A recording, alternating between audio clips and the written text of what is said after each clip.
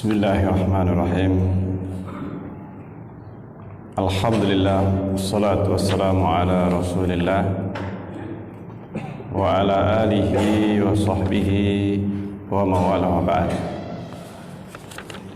Kita lanjutkan pembahasan kitab Sahih Asratis Sa'ah sampai kepada Abna Abil Asdah. Yang terakhir sampai mana? Abna Abil Asdah. Sudah ya? Berarti setelah itu yang terakhir itu ya? Ya.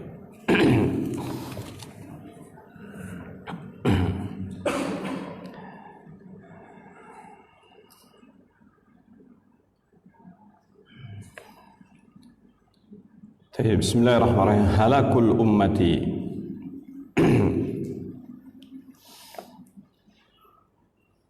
Kehancuran ataukah kebinasaan umat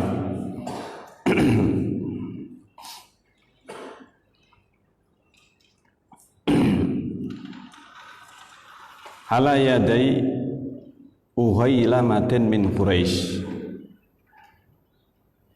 Kehancuran umat ini di tangan gulamah, anak-anak dari kaum Quraisy.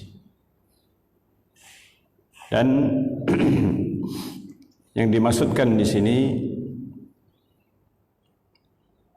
peristiwa yang akan terjadi di umat ini yang membawa kehancuran umat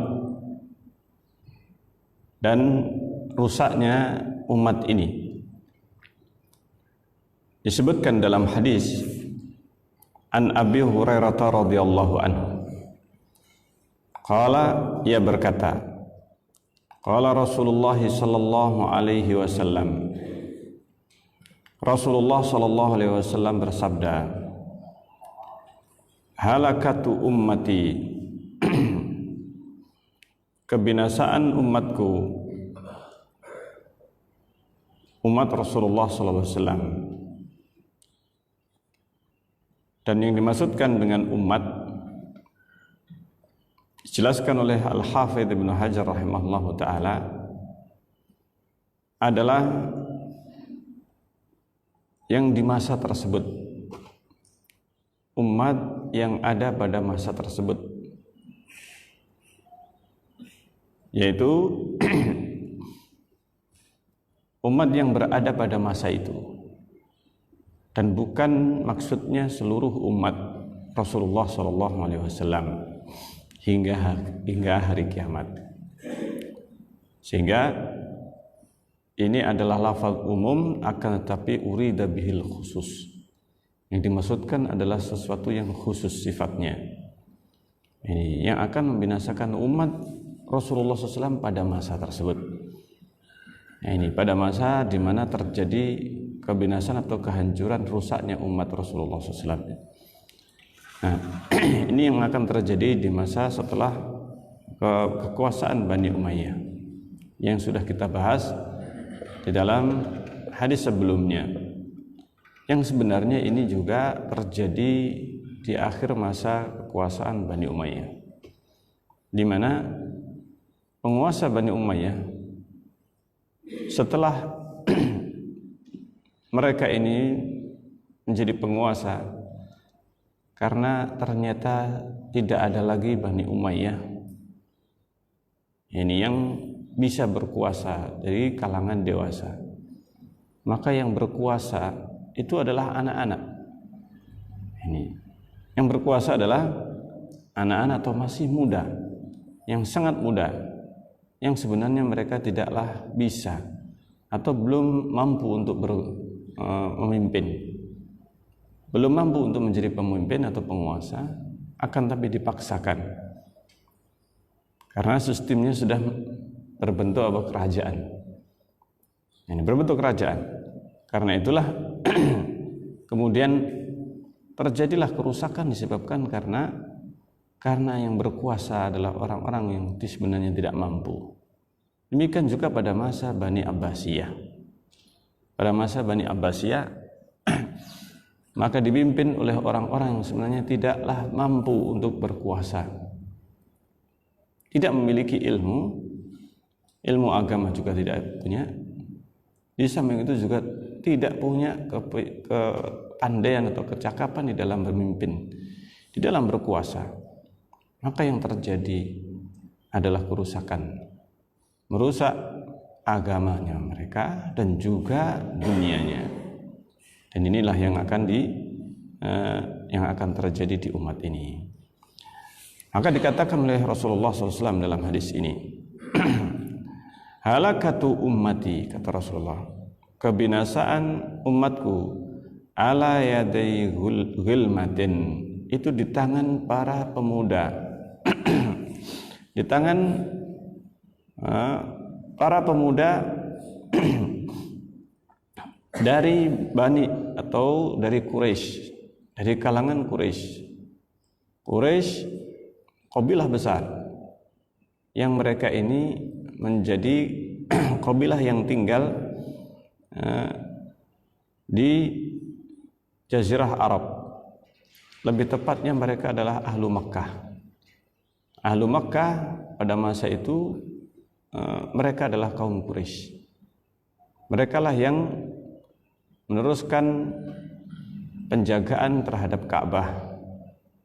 Dan ini adalah sebuah kemuliaan bagi bangsa Quraisy. Sebenarnya mereka dimuliakan dengan keberadaan mereka sebagai penghuni Ka'bah, penghuni Mekah, sekitar Ka'bah. Akan tetapi apabila Quraisy sudah rusak, maka rusaklah umat ini. Apabila kaum Quraisy ini sudah rusak, maka rusaklah umat ini. Karena mereka adalah sebenarnya secara nasab yang terbaik. Allah memilih Quraisy. Nah ini, Allah Subhanahu wa taala memilih di antara anak-anak Nabi Ismail atau Nabi Ibrahim alaihissalam, putranya Nabi Ismail inilah yang akan meneruskan kenabian di akhir zaman dari keturunan Nabi Ismail alaihissalam, yaitu bangsa Quraisy. Allah memilih Quraisy dari abna Ismail, dari anaknya Nabi Ibrahim alaihissalam atau Nabi Ismail. Ini Allah memilih Quraisy. Dari Quraisy Allah memilih Bani Hashim. Bani Hashim yang menguasai ataukah yang memegang kendali Ka'bah, termasuk juru kuncinya Ka'bah itu adalah Bani Hashim yang mengurusi pengairan. Maksudnya pengairan ini adalah Zam-Zam. Ini dipegang oleh Bani Hashim di akhir zaman, hanya sebelum datangnya Rasulullah SAW, dipegang oleh Bani Hashim. Setelah sebelumnya dipegang selain Bani Hashim. Tetapi setelah Hashim, kemudian anak-anaknya Hashim, Bani Hashim, Abdul Muttalib menjadi tokohnya. Setelah itu seluruh pengurusan Ka'bah dan sekitarnya, termasuk Zam-Zam, termasuk Rifadah yang mengurusi Ka'bah beserta yang berkaitan dengannya. Ini termasuk yang menjamu tamu ataukah yang mengurusi para tamu Allah Subhanahu wa taala pada saat musim haji. Ternyata ini semuanya dipegang oleh Bani Hashim sampai akhirnya kenabian. Subhanallah, kenabian ternyata yang juga diberikan oleh Allah SWT adalah juga dari Bani Hashim. Maka disitulah sebagian di antara kabilah Quraisy, mereka tidak mau masuk Islam gara-gara yang menjadi nabi di akhir zaman adalah juga Bani Hashim. Sehingga salah seorang di antara mereka mengatakan, ini Rifadah, Siqayah, ini Kiswah ini adalah tutup apa? Ka'bah. Ini urusan penjamuan tamu. Ini Rifadah, kemudian urusan Siqayah, urusan air Zam-Zam. ini sudah dipegang oleh Bani Hashim. Masa kenabian juga harus dipegang oleh Bani Hashim? Ini. Jadi mereka sebenarnya mengetahui bahwasannya Rasulullah SAW, Bani Hashim ini adalah seorang Rasul. Yang dibawa oleh Rasul adalah kebenaran. Tetapi mereka bangsa Arab, bangsa Quraisy, mereka orang-orang yang mempunyai salah satu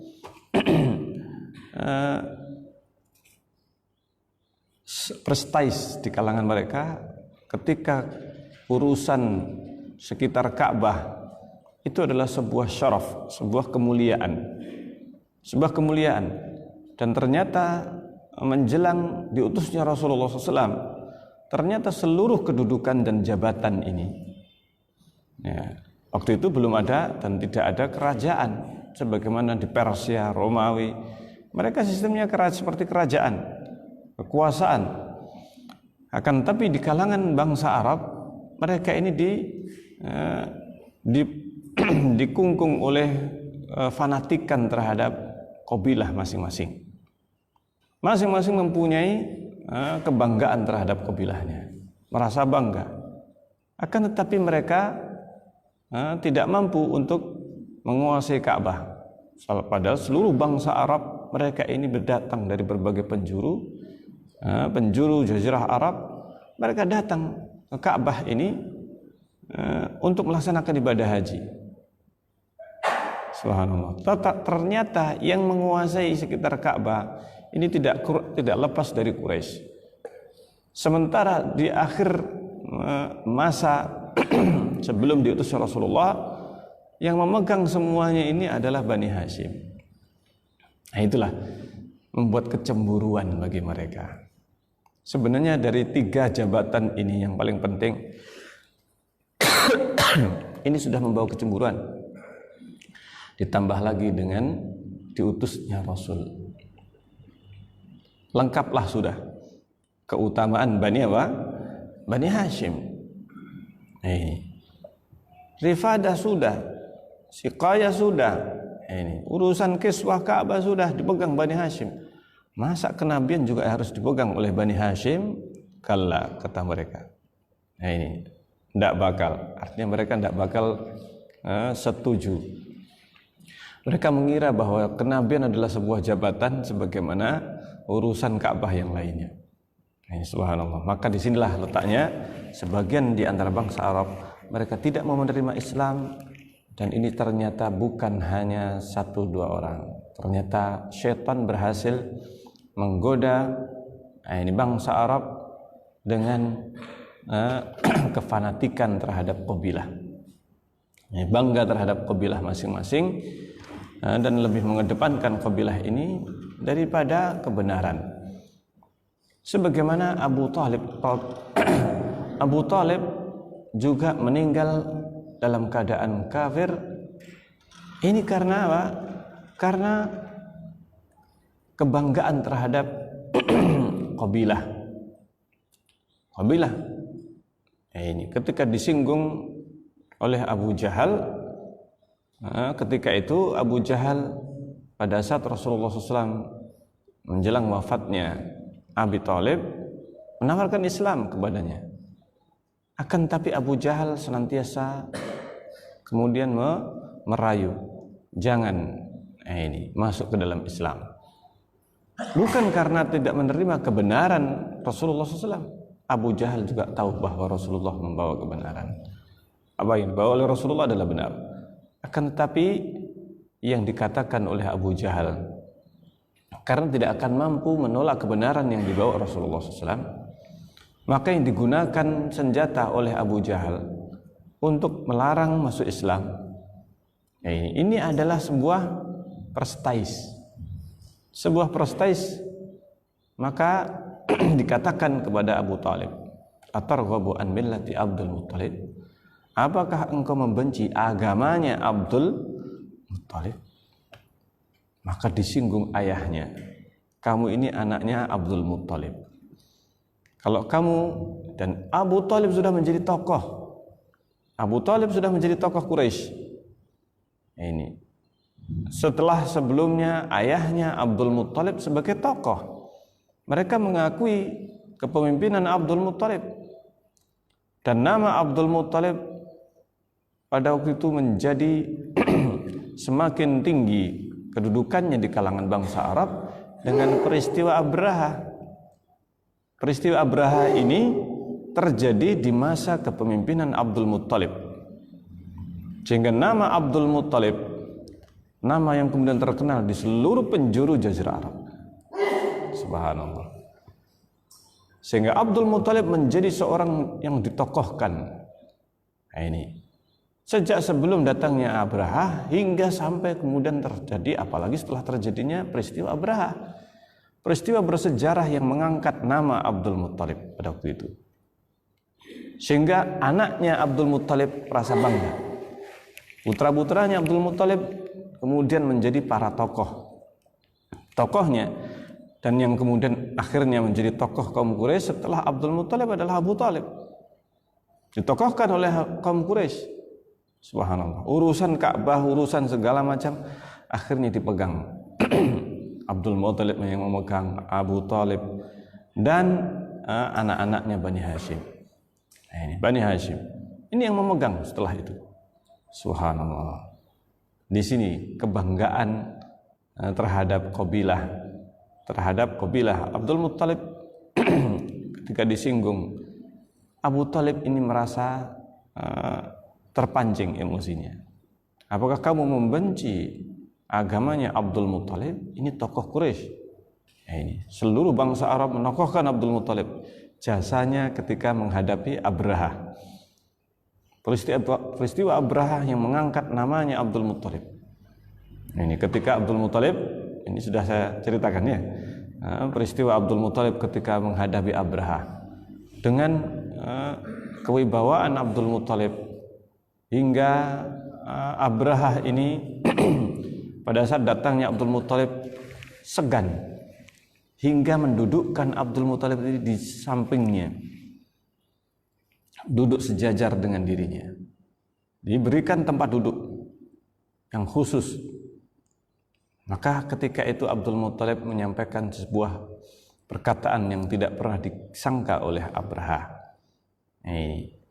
Ana Rabbul Ibil, aku ini adalah pemilik unta, yang disita oleh Abraha. Disita oleh Abraha. Pada saat Abraha datang, ini ada budaknya Abdul Muttalib yang menggembalakan untanya, yang menggiring untanya, dan kemudian disita oleh Abraha. Dan kemudian Abraha memanggil Abdul Muttalib, karena sudah diketahui tokohnya ini Abdul Muttalib, tokohnya Quraisy. Ketika Abraha bertanya kepada Abdul Muttalib setelah melihat kewibawaan Abdul Muttalib, seorang yang berwajah tampan dan berwibawa Abdul Muttalib ini, Masya Allah, apa keinginan terakhirmu yang engkau minta sebelum aku menghancurkan Ka'bah ini, sebelum aku menghancurkan rumah yang kalian agungkan? Jawaban Abdul Muttalib yang tidak pernah disangka oleh Abraha, ini, ana Rabbul Ibil, aku ini pemilik unta. Rudda alayya ibili, maka kembalikan saja untaku, kembalikan saja untaku yang disita oleh Abraha. Amal bait, adapun rumah itu, fa inna lahu rabban yahmihi, sungguhnya dia punya pemilik, ada pemiliknya. Dia punyanya pemiliknya yang akan melindunginya, dialah yang akan melindungi. Jawaban Abraha ini, dan jawaban Abdul Muttalib ini membuat Abraha tercengang. Tidak disangka, persangkaan atau perkiraan Abraha, Abdul Muttalib akan meminta kepada Abraha untuk mengurungkan niatnya, meminta dengan sangat dan merendahkan dirinya di hadapan Abraha. Itu yang dibayangkan oleh Abraha. Dia sudah membayangkan hal tersebut. Tidak mungkin tempat yang mereka jadikan sebagai sesembahan yang dianggap oleh Abraha ini, sesuatu yang diagungkan, dikultuskan oleh bangsa Arab, secara keseluruhan. Tiap tahun mereka ini datang dari seluruh penjuru Jazirah Arab. Mereka kemudian bagaimana mungkin bisa melepaskan begitu saja? Tidak mungkin melepaskan. Disitulah Abraha punya strategi pengennya. Sebelum dihancurkan permintaan terakhirnya. Kalau mereka mau, maka akan diajak untuk negosiasi. Abraha, oke, kalau seandainya tidak mau dihancurkan, buat perjanjian. Ini bahwa ibadah haji dibagi dua, atau dialihkan sebagian waktunya ke negeri Yaman, di Quraisy, tandingan Ka'bah yang dibikin oleh Abraha.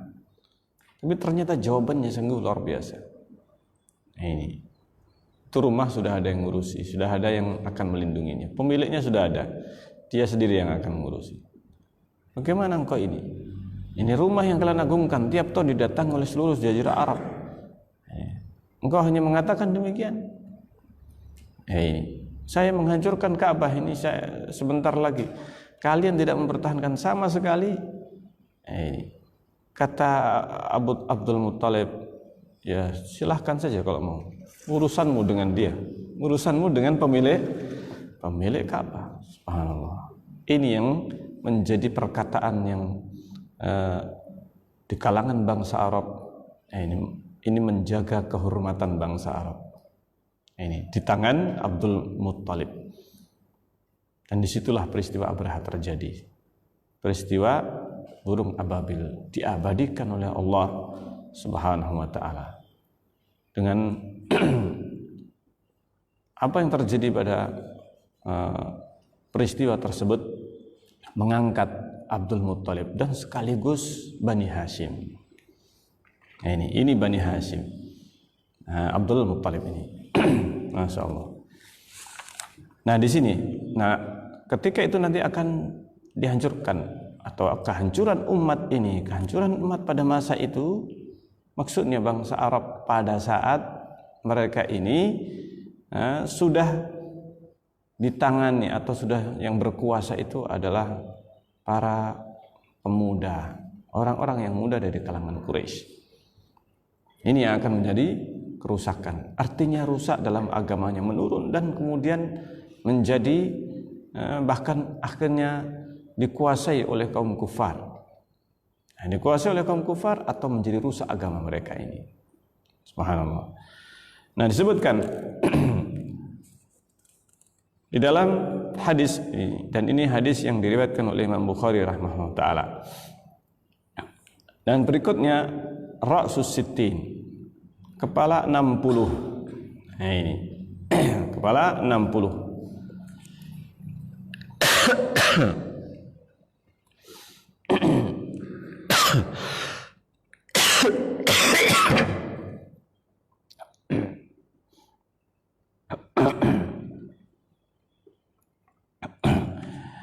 An Abi Sa'id Al-Khudri radhiyallahu anhu qala, dari Abu Sa'id Al-Khudri radhiyallahu anhu qala, ia berkata, qala Rasulullah sallallahu alaihi wasallam, Rasulullah sallallahu alaihi wasallam. Dan ini berkaitan dengan kejadian yang akan terjadi pada tahun 60-an pada masa itu, yang dimaksudkan ada beberapa pendapat 60 tahun setelah Rasulullah SAW wafat, ataukah tahun 60 Hijriyah, setelah 60-an Hijriyah, 60 sekian Hijriyah. Ini yang disebutkan sebagai sesuatu yang disebut pada masa itu, tahun sekitar 60-an. Ra'sus Sittin. Apa yang dimaksudkan? Apakah setelah wafatnya Rasulullah 60 tahun, ataukah setelah hijrahnya Rasulullah SAW? Ini yang waktu itu sebenarnya belum ada di zaman Rasulullah, tahun 60-an, tahun sekitar 70-an dan sebagainya. Ini belum ada kalender penanggalan ini di masa Rasulullah SAW.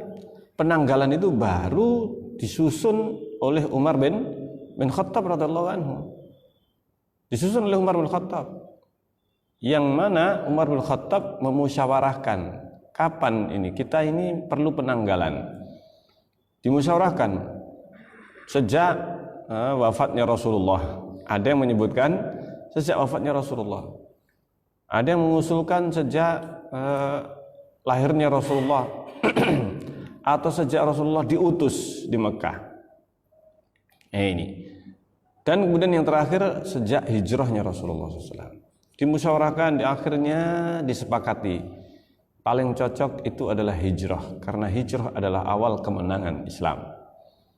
Adapun ketika di Mekah diutusnya Rasulullah pertama kali, di Mekah ini masih belum apa? belum memiliki kekuatan kaum muslimin. Nah, ini belum memiliki kekuatan. Adapun jika yang ditentukan wafatnya Rasulullah, itu adalah sebuah bencana, sebuah musibah. Wafatnya Rasulullah adalah suatu apa? Musibah bagi mereka. Enggak cocok kalau kita jadikan musibah atau tahun di mana Rasulullah wafat itu sebagai tahun pertama.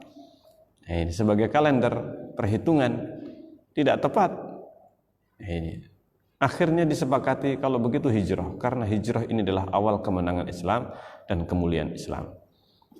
Maka ditetapkan tahun kalender Islam itu dengan apa? Hijriyah. Ini kisahnya kalender Hijriyah. Nah, di sini apabila yang dimaksudkan oleh Rasulullah SAW 60 ini adalah 60 tahun 60 setelah hijrahnya Rasulullah. Nah, ini berarti ini salah satu mukjizat Rasulullah yang nanti akan disebutkan bahwa ternyata Rasulullah SAW menyebut tahun 60-an ini Ra'sus Sittin. Nah, ini tahun 60. Dari mana Rasulullah mengetahui tahun 60? Karena Rasulullah SAW mendapatkan informasi perkara gaib itu diturunkan kepada Rasulullah. Turunkan kepada Rasulullah. Rasulullah membicarakan tahun 60-an, tahun 70-an. Ini disebutkan ternyata oleh Rasulullah. Ini. Nah, nanti akan disebutkan di sini tentang hadis Rasulullah SAW tentang tahun 60-an ini. Masya Allah. Nah, di sini hadis Abu Sa'id Al-Khudri menyebutkan tahun 60-an ini. Disebutkan kalau Rasulullah SAW bersabda, yakunu khalfun min ba'di sittina sanah, akan terjadi khalfun, yakunu khalfun, akan ada generasi setelah 60 tahun, min ba'di sittina sanah, 60 tahun. Yang rajih dimaksudkan di sini sejak disabdakan Rasulullah ini. Sejak disabdakan Rasulullah SAW. Hanya saja tidak diketahui ini kapan Rasulullah bersabda. Yang jelas setelah hijrah. Yang jelas setelah apa? Setelah hijrah Rasulullah SAW. Setelah hijrah Rasulullah. Nah, di sini sebenarnya yang dimaksudkan tahun 60 lebih. 60 tahun 60-an itu terjadi berbagai peristiwa. Di antaranya peristiwa terbunuhnya Husain tahun 63 Hijriah. 63 64. Ini peristiwa terjadi pembunuhan di Karbala, Husain di Karbala. Ini subhanallah. Di situ terjadi peristiwa yang sangat mengenaskan, wafatnya Husain, dibunuhnya Husain beserta sebagian keluarga dan bahkan ahlul bait. Ada beberapa ahlul bait yang waktu itu juga terbunuh bersama Husain. Subhanallah. Di situ peristiwa yang sangat luar biasa. Dan beberapa rentetan peristiwa di masa tersebut. Ini perang Harra dan yang lainnya. Abdullah bin Zubair. Dan akhirnya terjadilah yang terjadi. Peristiwa di tahun 60-an. Ini peristiwa di tahun 60-an. Maka kata Rasulullah akan terjadi generasi setelah 60 tahun. Nah, 60 tahun ini setelah disabdakan Rasulullah SAW. Hanya saja Rasulullah SAW ketika bersabda demikian tidak diketahui tahun berapa ini. Yang jelas setelah hijrah. Setelah hijrah. Artinya kalau sudah setelah hijrah berarti tahun 60 sekian. Tahun 60-an sekian. Subhanallah. Rasulullah membacakan sebuah ayat, fa khalafa min ba'dihim khalfun adaa'us shalah. Di sini akan terjadi khalafa min ba'dihim khalfun, muncul generasi di tahun 60 sekian. Tahun 60 sekian, 60-an sekian. Adaa'us shalata, yang mereka adaa'us shalah, menunda ataukah menyia-nyiakan salat. Adaa'us shalah wattaba'us syahawati, dan mereka mengikuti syahwat. Mengikuti syahwat. Karena dinukil pada masa itu para pemimpin, para penguasa sudah mulai berbuat maksiat. Sudah mulai berbuat maksiat. Bahkan dinukil bahwa mereka ini sebagian tidak melaksanakan salat. Subhanallah. Tidak melakukan salat. Dan mengikuti syahwat. Fasawfa yalqawna ghayya.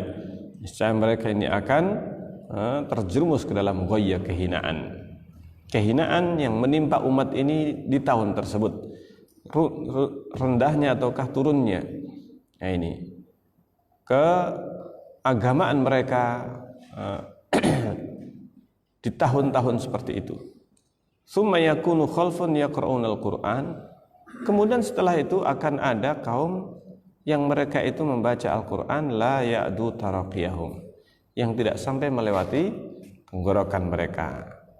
Wa yaqra'ul Qur'ana salasatun, dan yang akan membaca Al-Quran itu ada 3 orang, 3 macam. Mukmin, ada yang memang mukmin. Yang kedua munafik, orang munafik membaca Al-Quran. Dan yang ketiga orang fajir, orang yang fajir, orang yang banyak berbuat maksiat tapi baca Quran. Baca Quran tapi tetap berbuat maksiat. Yang bisa membaca Al-Quran 3 ini. Subhanallah.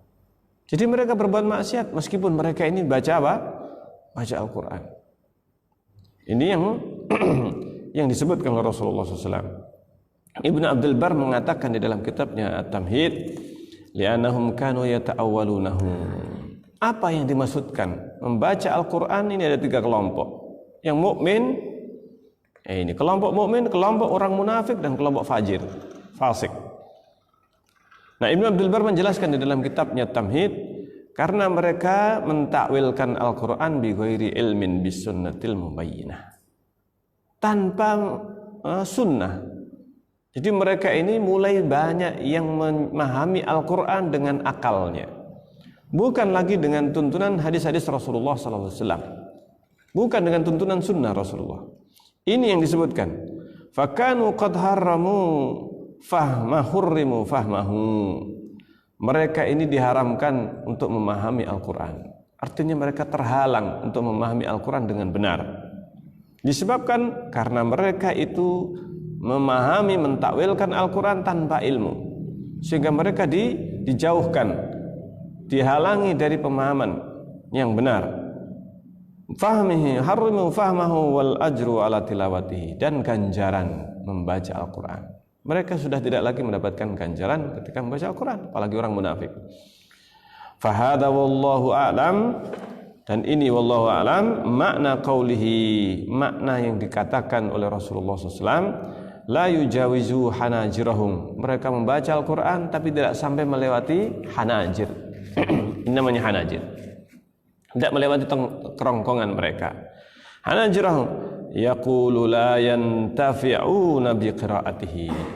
Itu apa? Beliau mengatakan maknanya yaqra'unul Quran la yujawizu taraqiyahum, tidak sampai melewati kerongkongan mereka, yakni tidak mengambil manfaat. Membacanya ini mereka tidak mengambil manfaat, sebagaimana kaum Khawarij. Mereka banyak membaca Al-Quran tapi tidak sampai melewati tenggorokan mereka.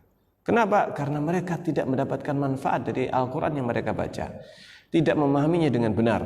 Mereka justru tersesat karena Al-Quran, tersesat karena Al-Quran, memahami Al-Quran dengan cara mereka sendiri, hingga akhirnya mereka tersesat. Kaum Khawarij tidaklah tersesat kecuali karena membaca Al-Quran dan memahaminya dengan pemahaman mereka sendiri. Nah, ini tidak memahaminya dengan tuntunan Rasulullah dan para sahabatnya. Ini yang membinasakan atau yang merusak kaum Khawarij pada waktu itu. Maka disebutkan ya kama la yantafi'ul akil wasyaribu minal ma'kul, sebagaimana orang yang makan dan minum tidak mengambil manfaat dari makanannya atau minumannya, bima la yujawizu hanjaratahu, tidak melewati kengerongkongan mereka, tidak melewati kerongkongan. Makanannya ini tidak bermanfaat. Ini mereka makan dan tidak mendapatkan manfaat dari makanan yang mereka makan. Subhanallah. Maka yang membaca Al-Quran 3 kelompok ini. Qala Bashir faqultu lil Walid.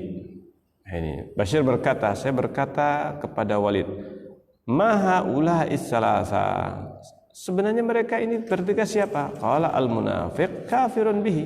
Adapun orang munafik, dia tidak beriman dengan Al-Quran, maka enggak ada manfaatnya Al-Quran baginya. Dia tidak mengimaninya. Dia hanya membaca saja, tapi isinya, kandungannya dia tidak meyakini. Tidak meyakini sebagai kebenaran. Wal fajiru yata'akkalu bihi. Orang yang fajir, dia cari makan dengan Al-Quran.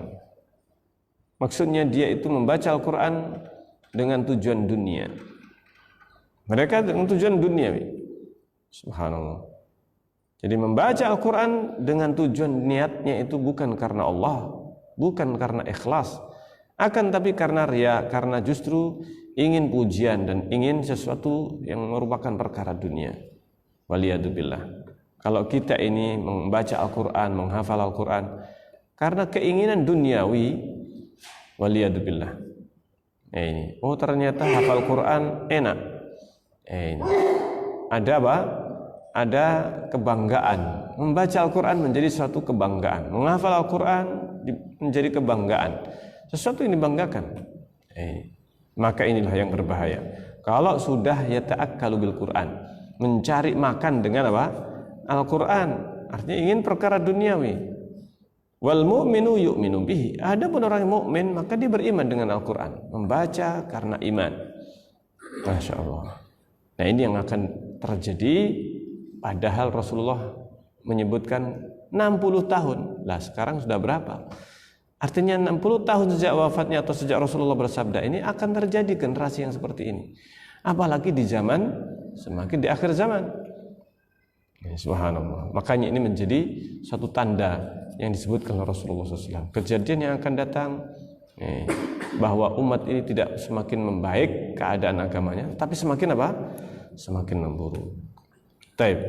Insyaallah ini yang bisa kita bahas. Dan kita akan lanjutkan dalam kesempatan yang berikutnya biidznillah taala. Dan sebenarnya tanda-tanda ini sebenarnya saling menjelaskan karena peristiwa tahun 60-an atau 60 setelah wafatnya Rasulullah atau setelah Rasulullah bersabda, yang kalau itu dihitung dari sabda Rasulullah SAW, ini bisa jadi sebelum wafatnya Rasulullah SAW sekitar 10 tahun setelah hijrah. Nah, setelah 10 tahun hijrahnya Rasulullah SAW. Maka berarti ini adalah sekitar tahun 70-an. 69, 68, sekitar itu.